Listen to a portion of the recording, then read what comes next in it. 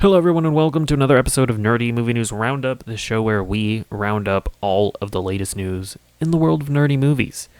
We got some interesting topics to talk about today, some conclusions to sagas, to a saga that has been happening on our channel for a long time. Excited to get to it. So yeah, let's just jump right into the first story. FNAF 2 is apparently not greenlit. Oh no! So we'll read this from CBR. That movie made so much money, Ryan Turek said of the Five Nights at Freddy's film. It was a huge success, and we're grateful for that. Emma, Tammy did such a great job, but we're still waiting for the green light on that. We'll see. No, it's not crazy. It's just part of the process. I'm sure Jason's got some tricks up his sleeve. So, yeah, there was like a producer for the Five Nights at Freddy's movie that was like, well, the sequel's not greenlit yet, and people were like, oh, what's happening? Well, listen, there's no way that Five Nights at Freddy's 2 isn't happening. It's like, I think the budget for the movie was like $20 million. Probably had like 20 million more in marketing, and the movie ended up making like over $300 million. Obviously there's going to be a sequel. Like that is a given. So, and by the way, the movie made that much money when it released in theaters and on Peacock the same day. So like the sequel is sure to make, like, I would say at least 400 million. So yeah, I figured I'd just bring this up just to say that don't worry guys, there absolutely will be a Five Nights at Freddy's 2. All right. Next up, George R.R. Martin is busy working on stuff that is not his last book or whatever. So this is coming from his blog. We have moved 9 Voyages, our series about the legendary voyages of the sea snake, over from live action to animation. Budgetary constraints would likely have made a live action version prohibitively expensive. So we now have 3 animated projects underway. So this is kind of just a reminder that there's a bunch of Game of Thrones animated stuff coming. So I'm honestly not sure what the other ones are, but this one is going to be about like pirates, I guess, or maybe not pirates, but people going on voyages. Because his like blog post talked about how one of the reasons why it was going to be so expensive is because they were going to go to different ports every episode, and so it would have required them to build like a bunch of sets, because normally these shows like to reuse sets that they already build, but the show it's them traveling to a bunch of different places, so that's why they're making it animated. And I mean, I think that's kind of cool actually, because it's like, I think shows like Invincible and Blue Eye Samurai and like Arcane are really showing that animation is just another medium for you to tell your mature stories, which obviously we've already known, but I feel like there's been a resurgence of that kind of content lately. So I think it's cool that, HBO is going like, hey, this isn't necessarily viable for live action, so we'll just make it animated. So yeah, I think that's cool, and I think hopefully we see more of that in the future. And yeah, we'll see what those other projects are as well. All right, next story. Steven Yeun is not in Thunderbolts. It's coming from the Hollywood Reporter, which is, I mean, it's a quote from Steven Yeun, but yeah. I think for me, time passing and things shifting kind of pulled me out of it, Yeun explained. But, oh wait, this is from Variety. Sorry. I originally took a report from the Hollywood Reporter, and then Variety actually interviewed Steven Yeun. My apologies. But yeah, he continues. But Jake Schreier, I know, is going to do an incredible job. I still want to do a Marvel movie. So, basically, it really does just seem like due to strikes, like the actor strikes and the writer strikes, projects ended up getting delayed and shifting around. And Steven Yeun found that his role in Thunderbolts conflicted with another movie of his, and so he decided to leave Thunderbolts. And, I mean, I honestly believe this. I've heard people say that it's because he doesn't have faith in the project anymore, or, oh no, the MCU is failing, so they're losing their actors. And, I mean, listen, the MCU absolutely is failing right now, but don't get it twisted. Like, actors, I don't like actors still are willing to work for the MCU, especially someone like Steven Yeun, who, don't get me wrong, I love Steven Yeun, but like he's not like an A-list actor, you know, he's not like Ryan Gosling at the moment. So like I legitimately do think that it's like it legitimately is just that he has another it's going to conflict with another project of his. Now, is it it does kind of seem like he chose that other project over Marvel, but it's not that he's unwilling to work with Marvel, if that makes any sense. So yeah, I think this is super unfortunate. I was looking forward to seeing Steven Yeun in like a big Marvel movie, you know, hopefully it was going to be a good Marvel movie. I mean, and because I just really love Steven Yeun. Like, ever since The Walking Dead, he's just been an actor that I just really like seeing in things. His movie Burning is one of my favorite movies of all time. It's like is it Korean? It might be Indonesian. I'm sorry, I'm racist. But that's a fantastic movie if you've never seen it. And he gives a really fantastic performance in it. But yeah, I mean, listen, I don't think that this is really that serious of a thing at the end of the day. I do think it is just the writer strikes delaying projects. It's causing schedules to conflict. I don't think this is that serious of a thing. So we'll see, though. Maybe it'll be reported later that the script was so bad that Steven Yeun just decided to leave the project. Again, I don't think that's the case. All right, next up.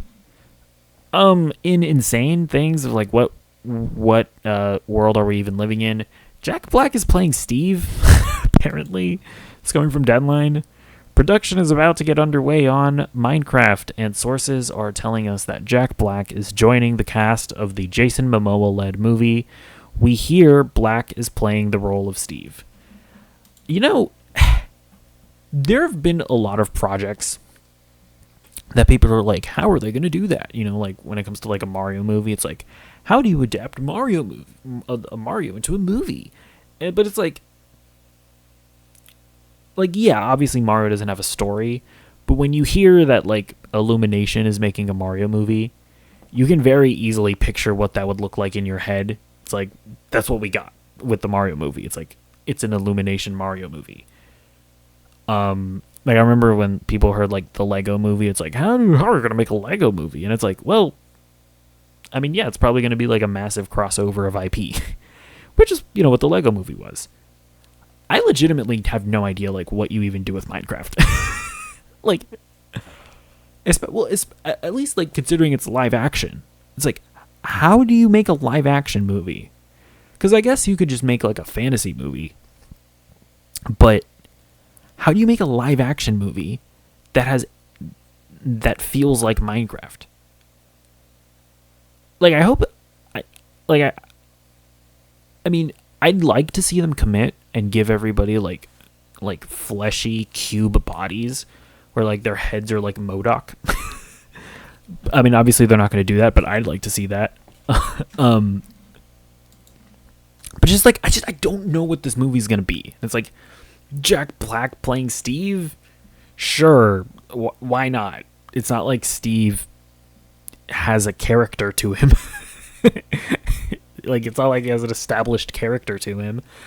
I will say, maybe like the fact that Jack Black is playing Steve, I guess that indicates that this is going to be like an older Steve. Maybe he's going to play like a mentor role to the younger protagonist. Maybe they're going to do like the Last Jedi thing, and they're going to find Steve, and he's going to throw his pickaxe or like his diamond sword over his shoulder. He's going to be like, I'm done mining. And people are going to get mad because they're like, you ruined Steve's character. You ruined my childhood. That'd be funny, but yeah, I just have no concept of about what this movie's going to be, and quite frankly, I'd like to stop thinking about it. So let's move on to the next story. David Ayer has confirmed that his Ayer cut of Suicide Squad is officially not happening. This is coming from CBR. Per comicbook.com, Ayer stated, I'm done with DC, and added in now deleted posts, Nope, done and done. Very sad. It feels like a Trump tweet. Sad. Oh, wait, I can do it better. I can do a better impression. Sad. Okay, I can't actually do a better impression. You'll be fine after a good cry. I feel healthier. It's a wound that needs to heal, he further said in another deleted post. Nothing about the situation feels good. Studio has no interest in releasing the Ayer cut. It's time to run and not look back. This really does read like a Trump tweet. I'm sorry. So I don't know what's going on here, man. Like, a few months ago, David Ayer explicitly said that James Gunn told him that his cut would see the light of day. Like, he explicitly said that. And now he's saying that they're going back on their word. Or I guess James Gunn is going back on his word and is saying that, like, no, we don't have any interest in releasing your cut. So he's just kind of giving up on the whole thing. It's just like, okay, so it's assuming everything he's saying is true. I don't understand why Gunn would do that. Like, why would you lie about that? When, like, at some point you know that's... Like, if you know that you're not going to release his movie, why would you give him false hope? There's no point in doing that. It's just, like, such a weird thing to do. And if David Ayer is, like... I mean, maybe David Ayer just misunderstood some things? I don't know. But I will say, at the end of the day, there's no harm in releasing the cut. It's like the DCEU is done and over with already. Like, why not just release it? People want to see it, you know? Like, I want to see it. Like, when you watch the 2016 Suicide Squad movie, there's no doubt about it that movie was chopped and cut open by the studio and turned into this Frankenstein's monster abomination of a film. It's like, I have no doubt that the Ayer cut would be substantially different. And we're going into a year where we're not going to get any, like, DCEU or DCU movies. It's like the only DC movie that's coming out next year is Joker Folie Dieu, right? Which is, like, barely a DC movie. So, like, this is the perfect time to release the Ayer cut. Like, why not do that? Like, boost Max or whatever. So, I don't know. I'd like to see it. I definitely feel like David Ayer probably shouldn't have said anything. Like even if he did tell you that he was going to do it, why? Like, just don't jinx yourself. At least that's what that would be my thinking. So I don't know, man. Hopefully it does get released. I don't know. Well, guys, don't stop on Twitter. Keep on fighting the good fight. I don't know. Next story. The Marvels is the biggest flop in the history of the MCU. Let's read some stats. Captain Marvel sequel failed to make back its gross $275 million budget, as it finished with a global box office take of $205.8 million, beating the previous mark set by 2008's The Incredible Hulk, which grossed $264.8 million, with the original film making over $1.13 billion at the worldwide box office. So, obviously, the question that everybody's asking is, what happened? Why did it flop? And, I mean, I think there are a lot of reasons. First of all, the movie's bad. I mean, there's no getting around that part. It's a bad movie. And, I don't think it got, it didn't get good word of mouth. People weren't coming out of it being like, oh man, you guys got to watch the Marvels. It's like, so there's that. The movie's bad. The marketing wasn't particularly good either. I liked the first trailer. I watched the first trailer and I was like, that looks fun. But even at that, that's like, comic book movies are at a point where general audiences don't just want to watch a comic book movie that looks like it could be fun. If they're going to watch a comic book movie, it has to be great, I think that's at the end of the day what this year proved, where it's like, we're not interested in watching your flashes. We're not interested in watching your Blue Beetles. We're not interested in watching your The Marvels, right? These are movies, and your right, throw in there your Aquaman, The Lost Kingdoms. It's like those movies are bad to pretty good. I guess the only pretty good movie is Blue Beetle, but it's like we're not interested in those movies anymore, right? General audiences aren't. They want to watch Guardians of the Galaxy's Volume 3s, which by the way, didn't start off that strong. It opened to like $101 million in its opening weekend, and by the way, Ant-Man and the Wasp: Quantumania opened to $120 million, and Ant-Man and the Wasp: Quantumania ended at $500 million worldwide. Guardians of the Galaxy ended at like $800-something million worldwide. So Guardians of the Galaxy, being as incredible as it was, clearly spread the word of mouth and gave it legs at the box office. Spider-Man Across the Spider-Verse, that's a movie that's fantastic, right? So people are at the point where they're done watching generic comic book movies, right? They're not going to watch an MCU movie just because it's an MCU movie. And I actually think that Ant-Man and the Wasp: Quantumania was the straw that broke the camel's back. Like, I think that really was that's like the point where general audiences went, yeah, we're done. Like, we're not going to watch these movies just to watch them anymore. If you make a Guardians of the Galaxy 3, we'll show up. Like, we'll show up to watch a movie like that. But the Marvels, nah. Like, I honestly think that if you swapped Guardians of the Galaxy Volume 3 and the Marvels, I think you would see similar box office, to be honest. Like, I think that. But I will say, another factor about the Marvels is box office failure is that I think it also shows the weakness of integrating and crossing over movies and TV. I think that when you have Miss Marvel be one of the leads of your movie, she's prominently shown as one of the big three protagonists in your trailer. A lot of people haven't seen the Marvels, or Miss Marvel, I should say. And they're probably looking at the trailer. They're looking at that poster and they're going, do I need to watch Miss Marvel in order to understand this? I'm just going to skip this one. I don't know that that's an insignificant amount of people that decided to make that decision. So that's why I do think that to some extent it's probably not wise to integrate it so much into your integrate the TV shows so much into your movies. Now, I guess to counter that, you could bring up like Doctor Strange in the Multiverse of Madness. It's like that movie very much had Scarlet Witch present in the movie right after WandaVision.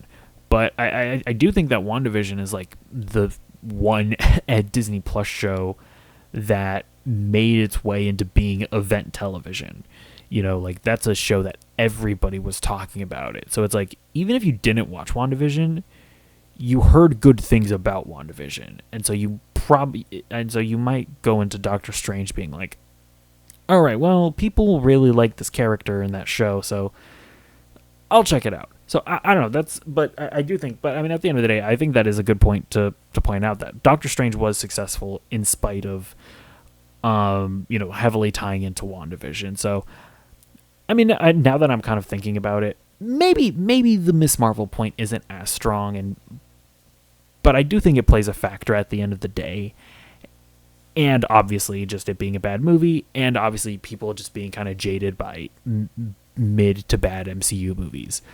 The other thing that I'll bring up that I really don't think is that strong of a point is, or that really had much of a factor here at all, is like wokeness, or like the fact that there were 3 female leads and all of that. I'm like, again, I don't think that general audiences are sexist. I don't think that they saw 3 women leads and were like, I'm not watching no woman. Like, I just feel like we have other examples, like Pete, guys, you can't run away from this fact. The first Captain Marvel did make $1 billion, and people like to say, well, that was only because it was in the lead up to Endgame, and blah, blah, blah, blah. And it's like, you know what other movie came out in between Infinity War and Endgame? Ant-Man and the Wasp: Quantumania. You know what movie didn't make $1 billion? Ant-Man and the Wasp: Quantumania.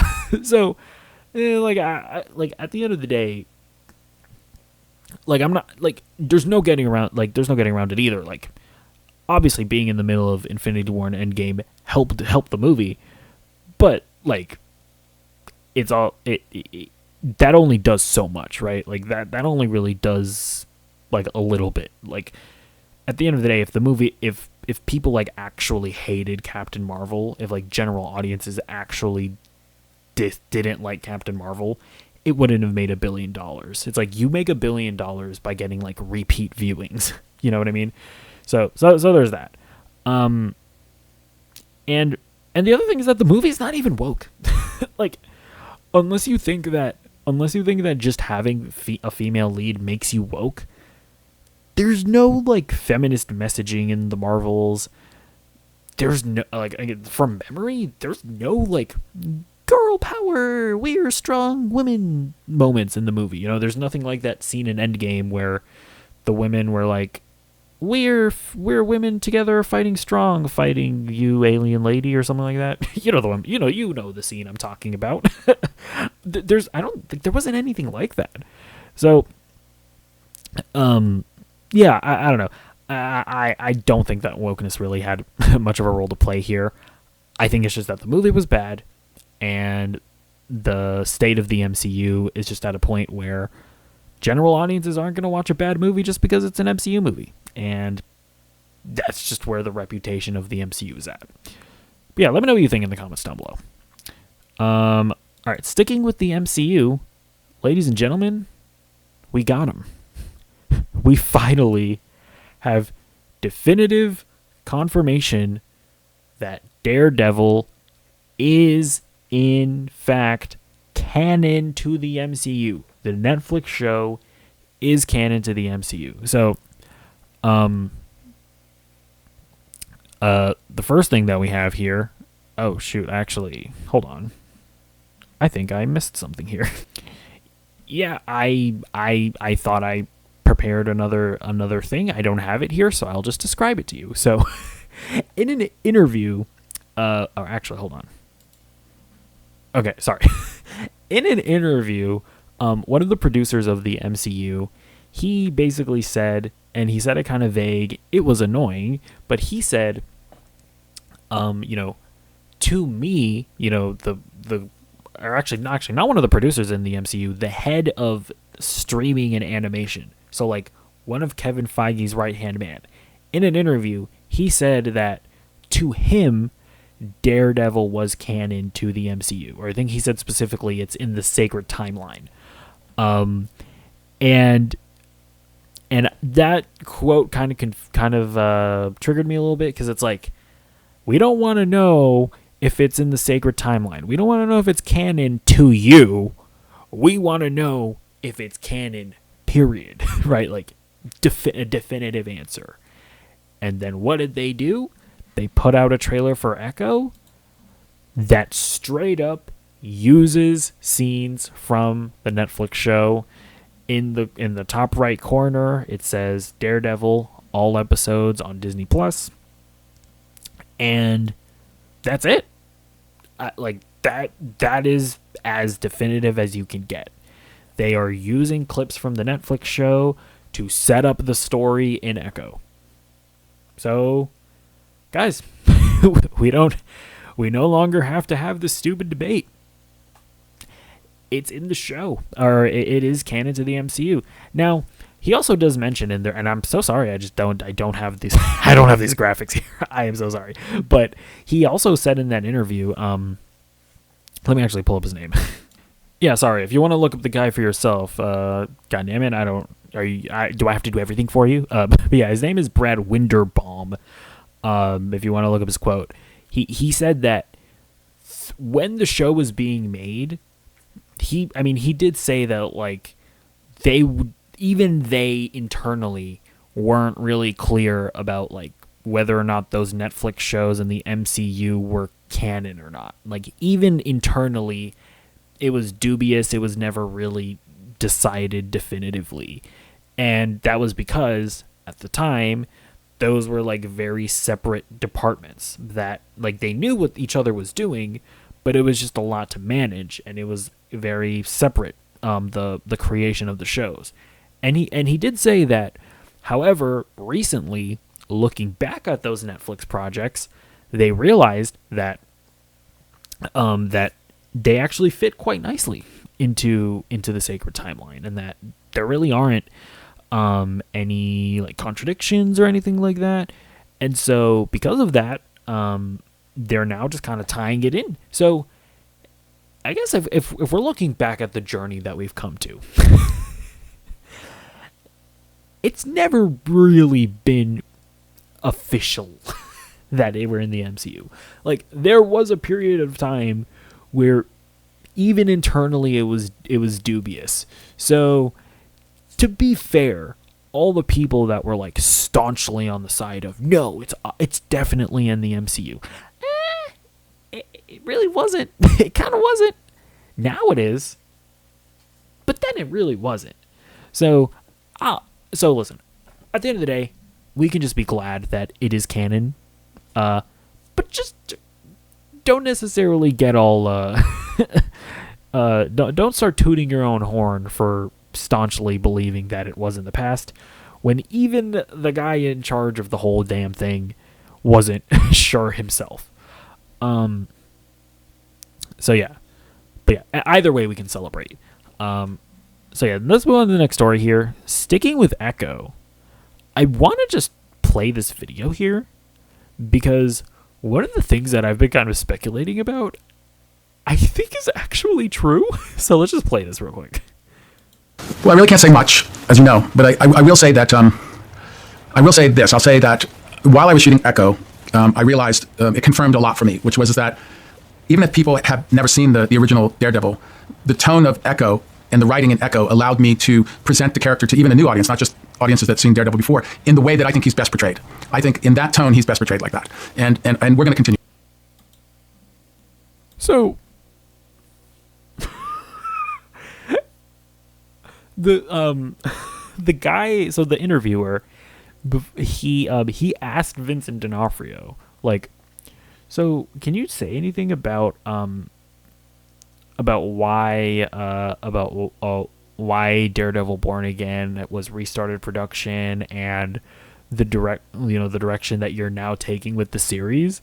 And Vincent D'Onofrio low-key confirms what we've been wondering, if like I've been speculating, like, I wonder, like, when you look at the trailer for Echo and you see that it really does feel, it feels like the Netflix shows, and like the Kingpin in the show feels completely different from the Hawkeye Kingpin. I have to wonder if the Daredevil show, was Daredevil Born Again, was just being very MCU-ified, where it was being kind of like the violence and the darkness was being sort of held back a bit and made it a bit more light. And then these like Echo, the people that were making Echo were kind of just doing their own thing off to the side, and they were like low-key making Kingpin and Daredevil like accurate to how they were in the Netflix series. And then Kevin Feige watches Echo and he's like, oh fuck. We can't put out Echo and have Kingpin being this dark, gruesome character, and then follow it up with fucking Kingpin wearing a Hawaiian shirt, Hawkeye bullshit. Like, we need to scrap what we were doing, and we need to just make Daredevil Born Again like the Netflix series. Vincent D'Onofrio's quote there kind of makes me think that that might actually be the case. like obviously he's talking from his own perspective, but like, that makes me think that that might have actually been the case. So, listen. I think we all have to get on our knees and thank Sydney Freeland, like the showrunner of Echo, because her sabotage in the halls of Marvel Studios may have actually given us the Daredevil that we all desire. I mean, like, I just find that very fascinating, his answer there. So just keep that in mind, I guess. But yeah, let's move on to the next story, and let me stop tooting my own horn. All right. Our last story of the day, we're going to talk about the comments made by Charmine Obaid Chinoy. I hope I'm pronouncing that name right. So she is the director of the next Star Wars movie. It is going to be the movie based around Rey. And I have to say, I find the... Okay, well, I guess let me try and set this up. So some clips about some of her comments have been circulating.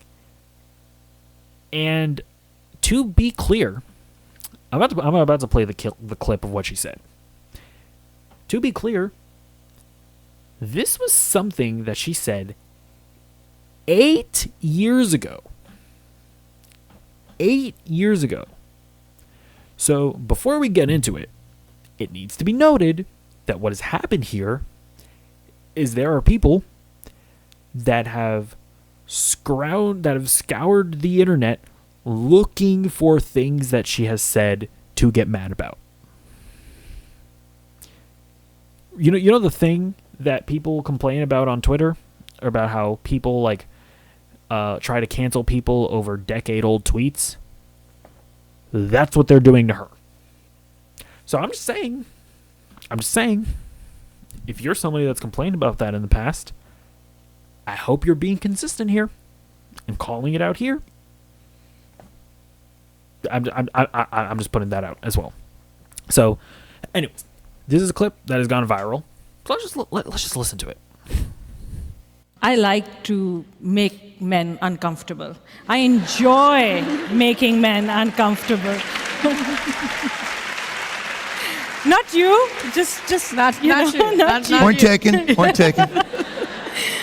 But it is important to be able to look into the eyes of a man and say, I am here, and recognize that. And recognize that I am working to bring something that makes you uncomfortable, and it should make you uncomfortable because you need to change your attitude. And it's only when you're uncomfortable, when you're shifty, when you have to have difficult conversations that you will perhaps look at yourself in the mirror and not like the reflection. And then say, maybe there is something wrong with the way I think, or maybe there is something wrong with the way I am addressing this. Okay. So people are getting upset because she said that she wants to make men uncomfortable. I actually decided to like kind of look a bit deeper and look at what the context of this quote is. So, and in doing that, I found out that this was something that she said 8 years ago. So just to be clear, this quote has nothing to do with her upcoming Star Wars movie. People are like taking this quote and saying that, oh, the new Star Wars movie is going to be anti-men. Maybe it will. I don't know. But that quote was made 8 years ago. It was not made in relation to the new Star Wars movie. So just to get that out of the way. The further context is that in this movie, or in this, is that Charmine Obaid Chinoy is an activist in Pakistan.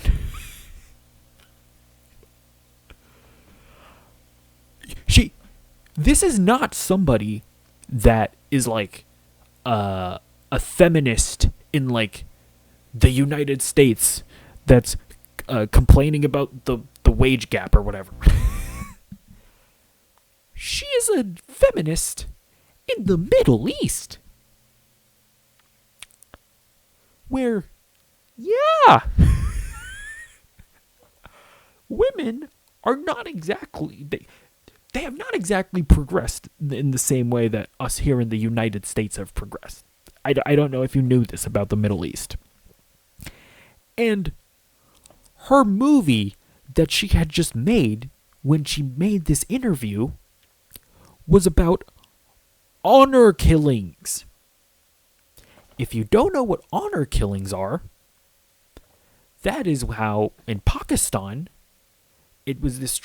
I'm sure it's probably still happening today. I'm sorry, I didn't look too deeply into it, but in Pakistan, honor killings are when like a family member like kills or a family member or a community kills somebody. This primarily happens to women from what I understand, because of supposed like societal transgressions, right?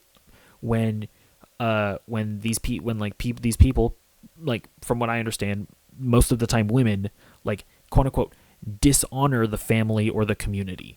So like if a woman were to cheat on their husband, there would be an honor killing. Like if a woman were to like refuse an arranged marriage, in that case there might be an honor killing. That's what her documentary was about.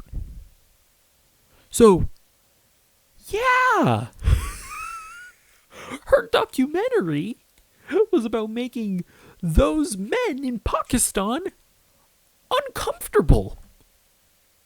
And by the way, I have seen the most brain dead takes coming from this, where like I've seen people come out and being like, "Oh, you're wanting to make a movie to make your audiences feel uncomfortable? Why would you ever do that?" And it's like, have you ever seen a horror movie?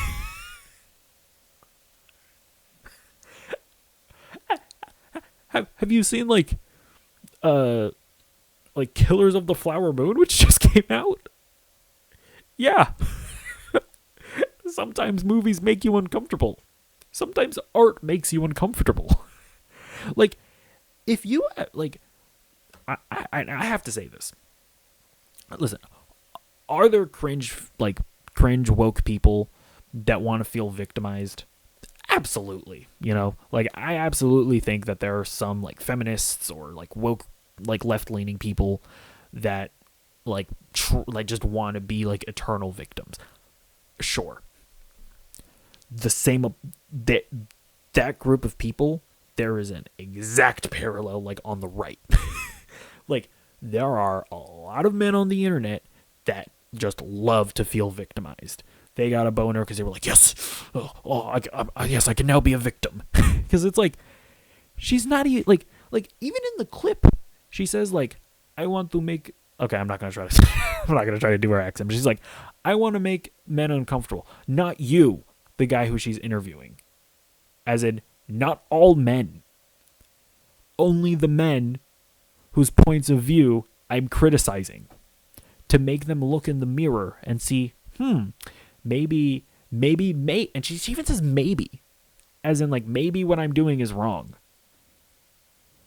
She's obviously not talking about all men. And it's like, man, when I looked into the situation, and I look at what she's what her documentary was actually about, it's like, I'm sure like most people that misinterpreted the situation are just kind of dumb and just don't have like critical thinking skills. So I'm not necessarily going to say that those people are acting in bad faith, but it's like, there are definitely a lot of like propagandists out there that are just out to get Disney right now for like probably political reasons, even social political reasons, where it's like, if I was able to look all this up in like 15 minutes, you know damn well these people also looked into it as well, and like actively decided to ignore the context. And that is actually like insanely disgusting to me. Like when you learn that her documentary was about like women being murdered and like brutalized in Pakistan, and that's what she was talking about, and for you to like actively just ignore that, that's genuinely disgusting. So, I don't know. This isn't necessarily news, but I saw this happening and I was like, this is a really gross situation, and I kind of just wanted to talk about it. Now listen, she said some cringe stuff, like the other day, I think I saw on Twitter, like she said something like it's about time that a woman shape a story in the Star Wars universe. That's cringe. Like, first of all, I'm sure that women are like, there have to have been like female authors that have written books. I'm almost positive about that. I think, isn't her name like Claudia Gray? I think she wrote Lost Stars or something like that. Deborah Chow directed all of the episodes in the Obi-Wan Kenobi show. You know, if you want to go like episodic, like Bryce Dallas Howard has shaped the story of a Mandalorian episode. It was a silly quote. Obviously, she was talking about how she's the first director, right? She was saying that what she really meant was it's about time that a woman directed a Star Wars movie. And even then, I think it's a little cringe. Like, I'm at the point where it's like, we can stop highlighting whenever like a woman or like a minority like is in a movie or is directing a movie. Like, can we just let it be a normal thing? Like, can we not just be at a point where if you get a woman to direct the next Spider-Man movie, she's just treated like any other director? Where it's like, hey, like if let's just say Greta Gerwig, they hire Greta Gerwig to direct the next Spider-Man movie. Can we not just say, hey, Greta Gerwig is a great director and she's directing the next Spider-Man movie? Do we have to say that Greta Gerwig, the first female to ever direct a movie based off of a spider-based character, I agree that her like hyper fixating on the fact that she's like the first female director, that's kind of cringe. Like, listen, like just make your movie. You know, like just make your movie, make it great, and that's all we should really care about at the end of the day. And by the way, that's not to say that that's not to say that like you shouldn't put woke messaging in your movie. Like, if you want to make your Star Wars movie about feminism, I'm not inherently against that. But don't talk about that like don't hyper fixate on just the fact that you're a woman. like just the virtue of you being a woman isn't, like, it's just kind of cringe, and it's not necessary. And I do think that you have to like even though the optics games are kind of silly, you gotta play. You have to play them. You know, like you're giving people the ammo to shoot you down with. So I'm kind of rambling now, but that's just to say that like there are things to criticize people over. You don't have to like disingenuously pick apart out of context quotes from a decade ago in order to smear them in the present. You know, that's just kind of gross. And yeah, I don't know. Maybe the movie will be bad. Maybe it'll be good. But it's not necessarily going to be because you shouldn't make a woke Star Wars movie. And if it's good, it's not going to be because it was woke. You can approach art from any different kind of way that you want. It's all about the execution. There you go. That's my final. Those are my final thoughts.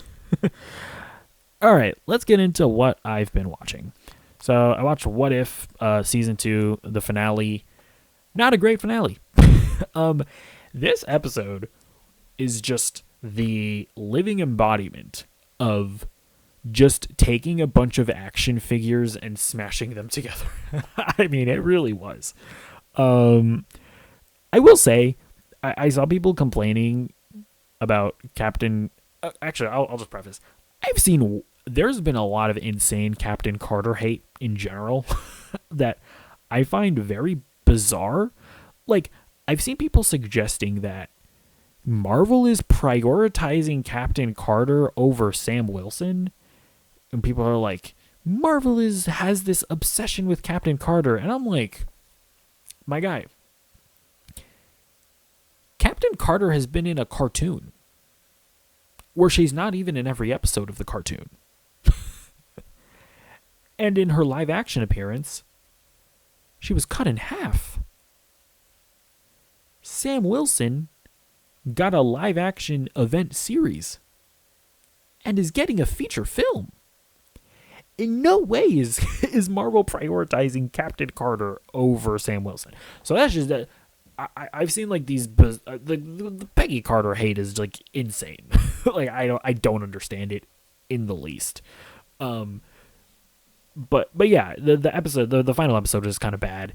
It was just like a bunch of action figures being smashed together. Like, although the other thing, and I'll defend it, there's like a moment in the episode where like Captain Carter is like wielding a bunch of weapons from across the multiverse, where she has like Hela's helmet on. I think she's like wielding some like a bunch of like 2 weapons. She might be holding Mjolnir or something. And people are saying like that bit is like the same thing as like Secret Invasion, when Emilia Clarke literally became the most powerful character in the MCU. And I just wanted to tell you, no, it's not.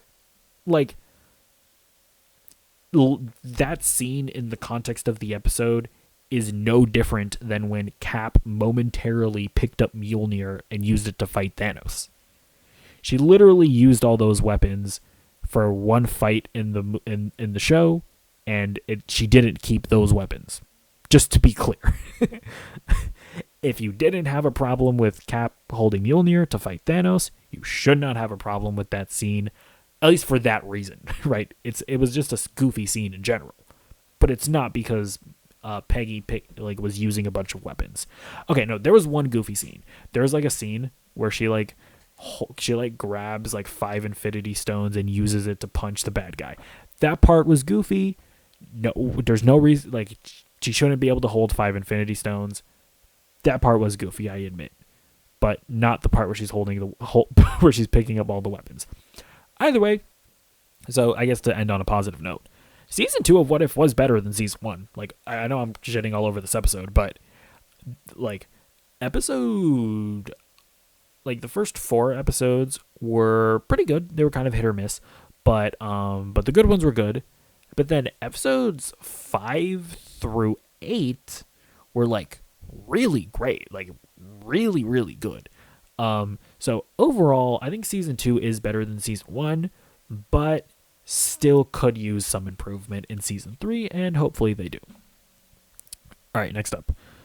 I played Batman Arkham Origins, so I'm going to see if I can get through all of the Arkham games again before Suicide Squad kill the Justice League. Maybe that's a bad idea because I'll have great games fresh in my memory going into that one, but it's just something that I kind of felt like doing. And I have to say, so I decided to play Batman Arkham Origins first, just because it's like I've played these games before, so it might be fun to do it in chronological order. And I have to say, man, Arkham Origins is great. Like, don't get me wrong, there are issues with it. I think it is by far the least polished Arkham game. Pretty buggy at times. Not as polished as the other games. Like, even you know what I kind of appreciate in like games like Arkham City and Arkham Knight is how you can grapple to like almost every like building, building ledge, and there is a significant lack of of ability to grapple in this game. Like, there are moments where it's like, okay, can you give me the thing so that I can grapple to that up there? And it just doesn't do it for like a long time. Like things like that. Like this game just isn't as polished as the other games. And like when you look at like the Riddler stuff, I mean, if you find the Riddler stuff to be tedious, this might be a good thing. But like, there is no challenge whatsoever for the Riddler missions in this game. And it's like, if you want to like be like a hardcore defender of the game, you could maybe try to make the argument of like, well, this is Riddler in his infancy, and he's not as smart as he is. He gets smarter as he goes, so he makes harder puzzles. And it's like, I think that's like a lame defense, but yeah, the Riddler stuff is way too easy.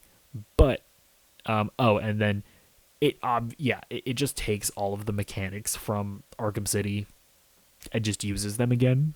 I mean, there are definitely new mechanics. Like there's like the kung fu enemy. You have like the shot gloves. You have like the grapnel gun thing. So there aren't like new things. There are new things, but most of it is like taken from Arkham City. So I concede all of that. But the things that you take from Arkham City are still great. Like the combat is still great. The stealth is still great. The story is really great. It's a great early Batman story. It's a really great Joker and Batman meeting for the first time story. It's really like at the end of the day, you can call it an Arkham City clone all you want. There are worse things to be than an Arkham City clone. And I want to say this, the story is better than the story in Arkham City. Like, I would actually argue that, and I'm about to replay Arkham Asylum and Arkham City again, but like, I don't think the story in Arkham Asylum and Arkham City are really all that great. Like, I don't know that those games really do all that much for Batman as a character. Whereas I would actually argue that the least well-regarded Batman games, like Arkham Origins and Arkham Knight, do the most for Batman's character in all of the Arkham games. So I really think that Arkham Origins is pretty severely underrated. I mean, actually, now that I think about it, it has had a resurgence lately where like people are kind of looking back on it and being like, hold up, that was kind of great. But it's like the fact that like Arkham Origins is like stranded on like PS3 and Xbox 360. Like, I don't think you can get it on modern consoles, like on the PS4 and the PS5. At least you can still get it on like Steam, so that's good. But yeah, the fact that they haven't like remastered it along with Arkham Asylum and Arkham City is really it's just a shame, because it's like this game is great, and the fact that it's like it's the stepchild that's being ignored by Warner Brothers is super unfortunate.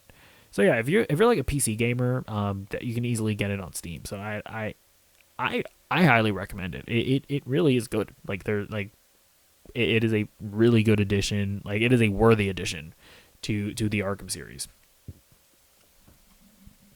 All right, next up.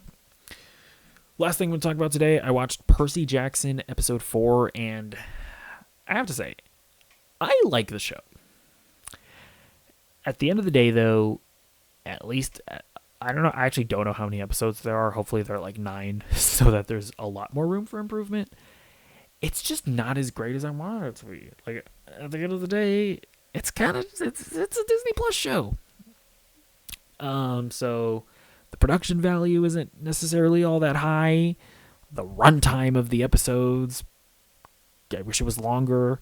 And yeah, just the execution of it is just not on the level that I would want it to be. That being said, I'm still enjoying it.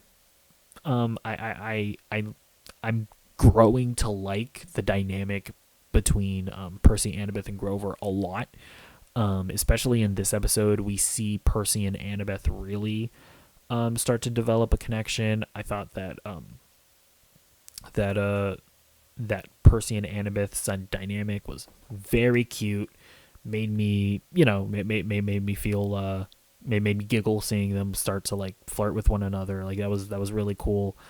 I really liked Percy's whole like non-belief, or I guess when I say belief, I guess like belief that his dad loves him. Like obviously he believes that Poseidon is real. Like his non-belief in his father sort of come to fruition into Poseidon helping him. I will say I kind of just don't remember this part from the books. Like I don't remember them being on a train. I also don't remember them going to like the St. Louis Arch. But apparently they did go to the Arch. I saw that in a comment from like my TikTok review. Someone guy was like, no, they went to the Arch in the book, so I just forgot about that. But But yeah, I don't think they went on the train. So that's just like a new addition in the show, which is cool. It's not a bad addition. But yeah, so overall, I think the show is getting better as it goes along. I am enjoying it more, but I still maintain that it's just not as good as I would have hoped for it to be. Like I really wanted this show to be like event must-watch TV, and it's not that. And as a fan of the books, I just want a little bit better, but I am satisfied with what I am getting. So yeah. That is going to be it for this episode of Nerdy Movie News Roundup. Please let me know your thoughts on any and all of the topics that we talked about today, especially on like the more contentious stuff, like the Star Wars director comments. I obviously said a lot there, so if you disagree with any of that, let me know. If you agree with that stuff, let me know. And feel free to comment on anything else that you want to. So that's going to be it for this episode. I'll see you in the next one. Goodbye.